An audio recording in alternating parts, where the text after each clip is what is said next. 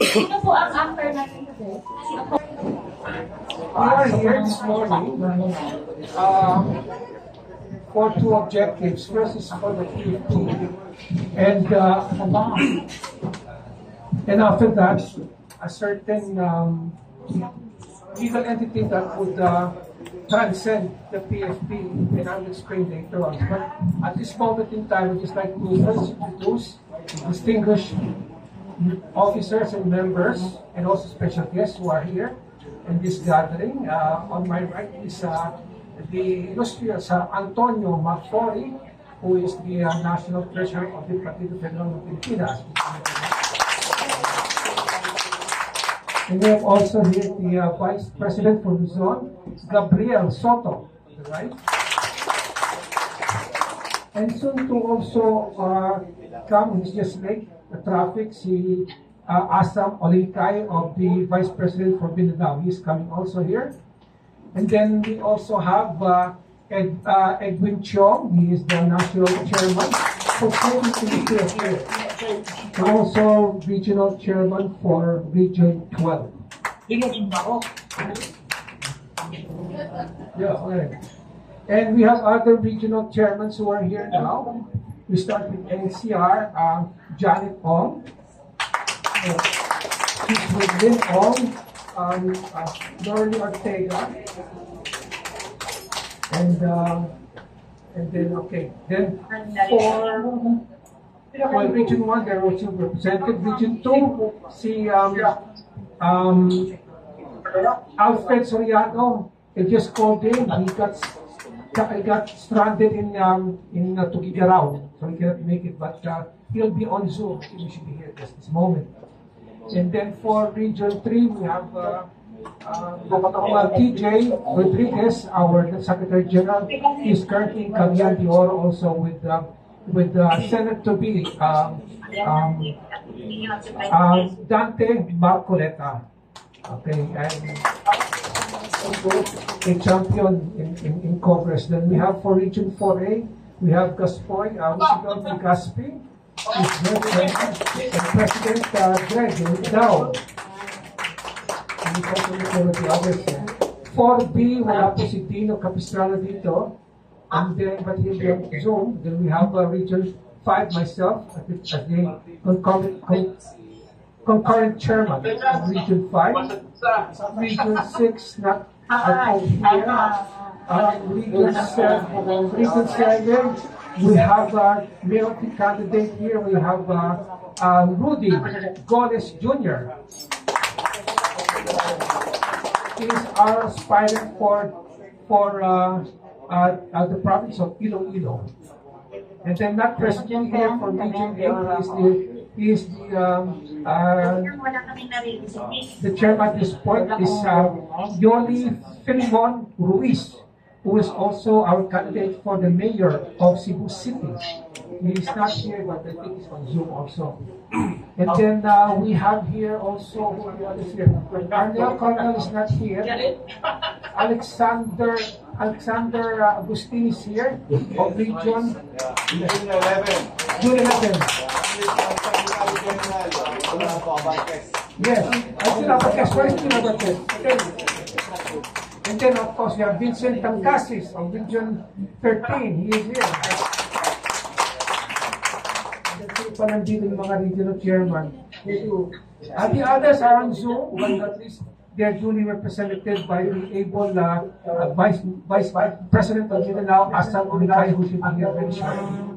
And of course, myself, his humble representation, Leandro Mercedes Jr., the current national president.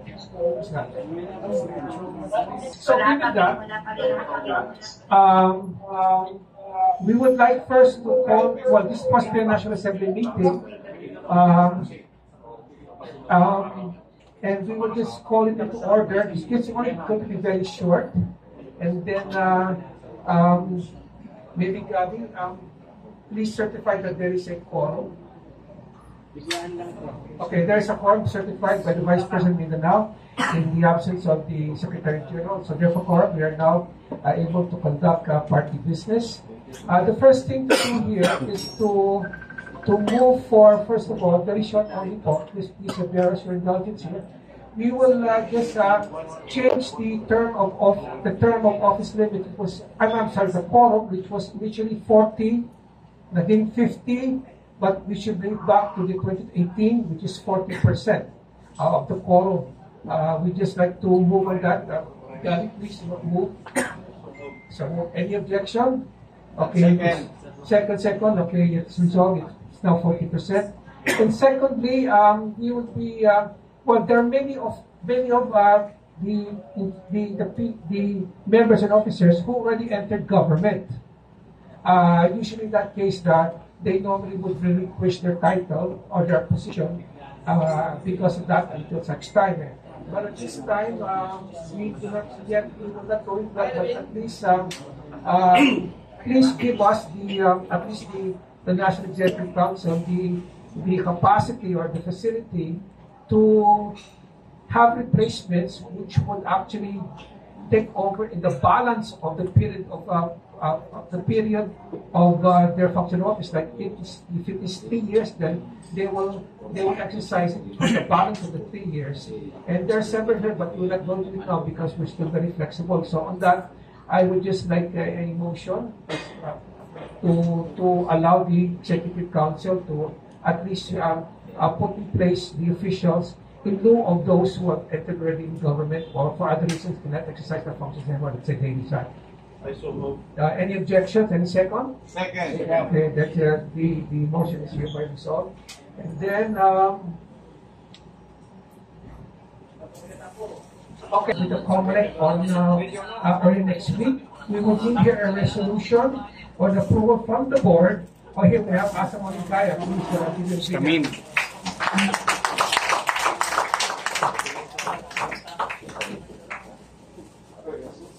Kala ko nagsisiya yung Mindanao eh. Oh, wow. Thank you.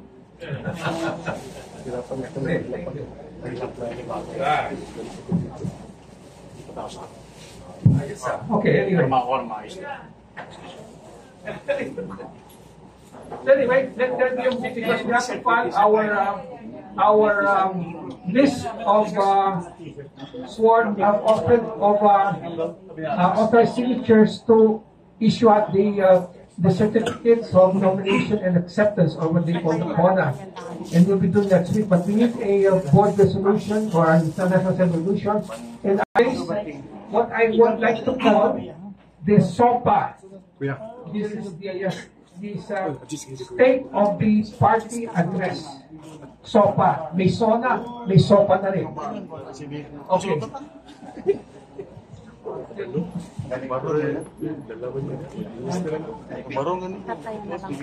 I would like to also recognize our special guest. There's a yes. And also, of course, the DJ is also here. Full force here. Mr. Chairman, Mr. Yes. President,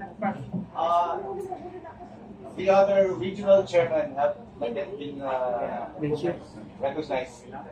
One is from the BARM. BARM is here. Oh. Yeah. You came in late. Your corners are here. Okay, no, it's with Alex. Sino pa po nandyan? Simon, don't you think they have BARM? Sino po? Region 9. Region 9, June Gonzalez. Yes. Oh, here. Sino pa? I'm sorry. I could not see you from here. Sino pa? I have also a companion from Region 11, my provincial chairman in Davao de Oro, Mr. Noel Vidilla. Oh, Noel, yes. Okay, Noel. Sino pa? Also, our provincial chairman in South Cotabato, Mr.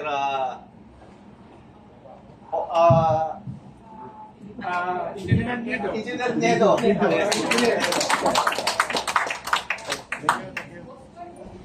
Sino pa yung mga officers kahit yung mga provincials? I'm sorry if I did not recognize you right away. Yes. Si Director Lumangkas, Regional Information. What is he? Yeah? There are director.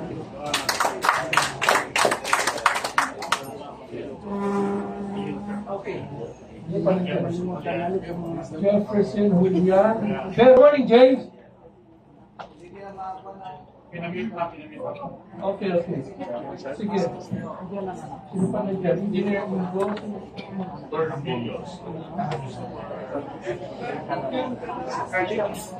At this point in time, we are totally organized from Abra, Region 1, all the way to Hulog. 17 regions, and from what I got to report, we are still 500 strong on this side of the equator, so to speak. Now, this goes up to what has happened in the past. Kasi ganito po yun eh. We were organized in, organized sometime in April 2018. The COMELEC approved the registration papers of the party sometime in October 2018. And there was an election on September 18, 2021. Now, under the Constitution, it is supposed to be only 2 years yung term of office. Maliwanag po yun. Yung mismo pumirma dyan, si former lawyer, general counsel, George Briones. He signed the petition at nakalagay po dyan ay yung constitutional bylaws which says 2 years. Now, given that, dapat tapos na sila by September 18, 2023, 2 years after the last election, wherein PJ was our chairman, also September 18, 2021. And also there's Coach Bilao is also here. Architect Coach Bilao.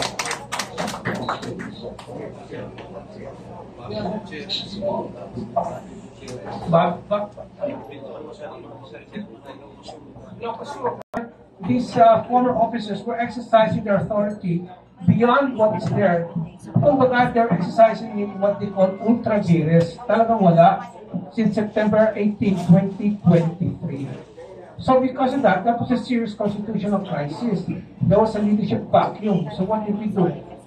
We kept on reminding, even si former Secretary General Lancion was reminded many times about that we're supposed to hold an election. They did not bother, apparently, because of their reasons, which is beyond what we can comprehend. They chose not to hold an election. See, so what happened there is on December 14, 2023, we held an election, and as what you can see here, the gentlemen I mentioned are those who composed the new set of officers. They were supposed to be here for 3 years, so therefore, our term starts on December 14, 2023, to end on December 13, 2026. So that is clear. So on that basis, there are now 2 factions there. Our faction and also what they call the Maya faction. So given that, we filed on sometime in March 2024 an omnibus petition to gain the legitimacy of the Partido Federal and to cease and desist the Tamay function from exercising the duties and responsibilities of once they were officials of the Partido Federal. Now, aside from that, that went through, but in the latest decision of the COMELEC, which was received just by email just a few days ago, I believe it was Thursday, that the COMELEC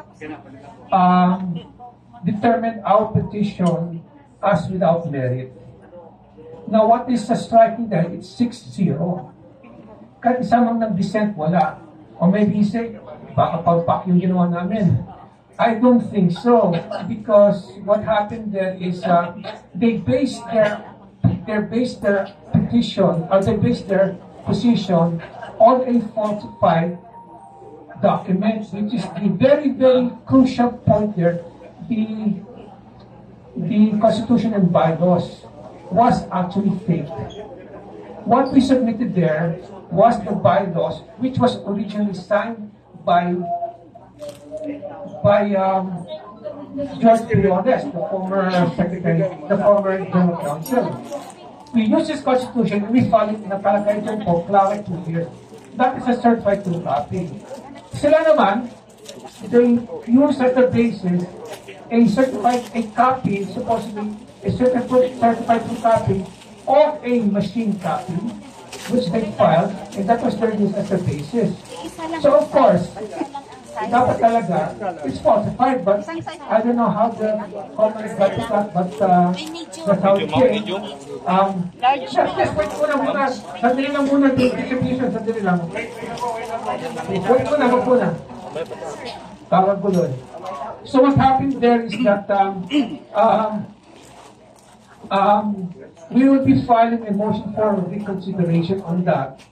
Although it's not in the rules, nevertheless, for purposes of legal or of good court processes, and also this is for the Supreme Court later on, we need to have we need to have a motion for reconsideration.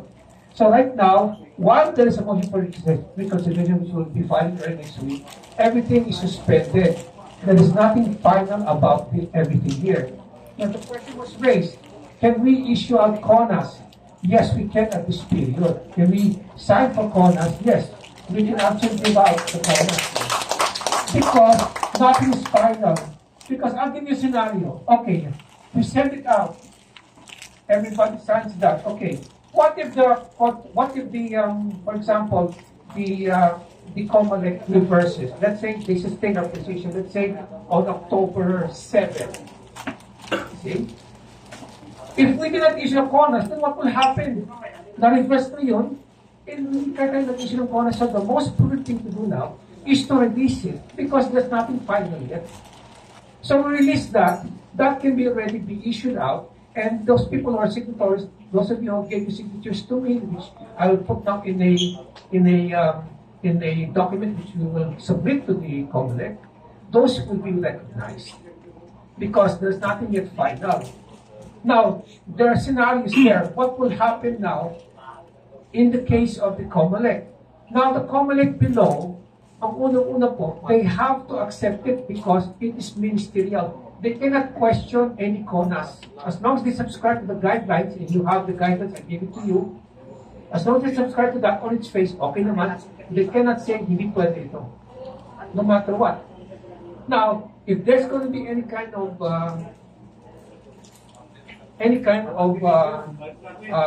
controversy, it cannot be done by them. That must be done by the COMELEC bank. Now, that happens, magulo na yan. It will take time and time and time. So what's going to happen there?